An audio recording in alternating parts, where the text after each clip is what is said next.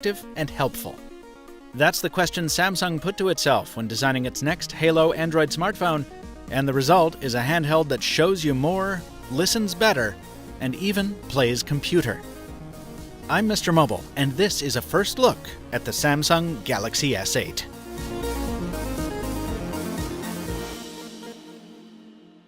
Today's video is brought to you by MintSim. Stick around to the end to learn how to get unlimited calls, texts, and 10 gigs of LTE starting at $20 a month.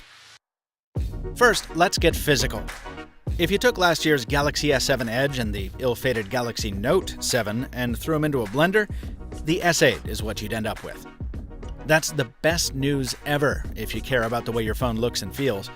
In both its sizes and all of its colors, the glass and metal S8 is gorgeous. In the hand, its fully symmetrical design makes it more comfortable to wield than the S7 Edge, and water and dust resistance have made the jump to the newer model too.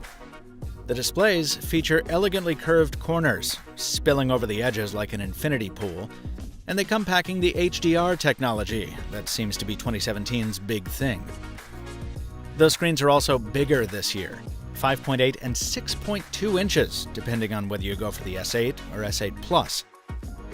Where a 6-inch phone used to be a very unwieldy thing back in the days of the Nexus 6, Samsung has made it manageable by stretching the display vertically, much like LG did with its G6. After several weeks using that phone, the S8 Plus feels pretty natural to me. But it's still large by any measure, so it's good that you've got the smaller option too. You'll sacrifice battery capacity in the move, though, about 15% of it going from S8 Plus to S8. In that case, the wireless charging and fast charging will come in handy, each of which returns this year. And while we're talking batteries, yes, Samsung made clear that the S8's power pack is subject to the new 8-point safety check devised in the wake of the Note 7. True to form, Samsung's bringing a bevy of new features, so let's hit the highlights. A wide-angle front-facing camera with autofocus and face detection, which should bump your selfie game, and improved software for blur reduction and low-light performance on the main camera, which uses the same sensor as last year.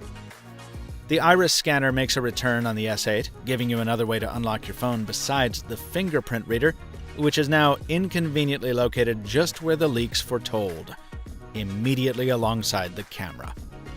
Given that the S8 family represents a total redesign, it's disappointing that Samsung couldn't figure out a better implementation here. Get ready for a lot of smudged lenses and awkward fumbling. In brighter news, the software has gotten a sci-fi style paint job with a new wireframe aesthetic that I really like. The physical home button is gone, but its click is not. Tapping the new software home key gets you a haptic buzz, and the switch to soft keys means that finally, you can swap the buttons if you think that back should be on the left. Which it should, guys. It should. Why am I dwelling on the details? Because these are the things you're going to deal with every day on the S8. And Samsung's big aspirational features, well, it remains to be seen how well they fare. The biggest of these is Bixby, the virtual assistant that Samsung is so serious about that they gave it its own button. If you're wondering why an Android phone that comes with Google's Assistant needs another assistant, that's a good question. And Samsung's answer is the same as it always is. This one can do more. In theory, Bixby should be able to field a wider range of commands all throughout the interface. So for example, in the gallery you can say, rotate this photo, or send the last picture I took to my mom, and it'll do it. Samsung says anything you can do by touch, you should be able to do by voice, which is like a huge promise. AI like this is hard even for a company like Google, which has access to a much larger pool of user data. And frankly, Samsung's voice command efforts thus far don't give me reason to be optimistic here. Time will tell. And then there's DeX, which basically turns the Galaxy S8 into a faux desktop computer. Assuming you have a spare monitor, keyboard, and mouse lying around, and you want to spring for the extra cost of a DeX dock. So while it really gets my geek guts going, DeX has some of the same adoption obstacles as Microsoft Continuum.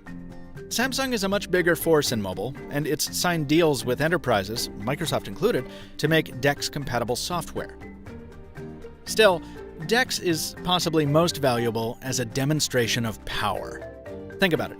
Now Samsung gets to say that it has a phone that can become a computer, thanks in part to bleeding-edge hardware that should satisfy those for whom top numbers on a spec sheet are the ultimate validation. But look, Samsung's success with the Galaxy line has always hinged more on the millions of normals who will buy the phones. And the impressions I got from an hour spent with the S8 and S8 Plus tell me that they're going to be huge sellers. Sure, you may be able to get phones that do 80% of this for 70% less money, but the hat trick of carrier financing, eye-grabbing features, and aggressive Samsung advertising will have these in a lot of pockets in a short amount of time. That's my prediction anyway.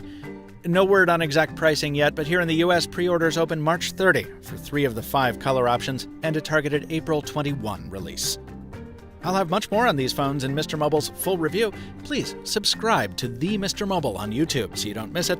And if you need to save some money ahead of the launch, hit the link in the description to go to my sponsor, mintsim.com. You can pick a 6 or 12-month plan and use the discount code MrMobile20, and you'll get unlimited talk and text and 10 gigs of LTE per month for between $20 and $35 per month.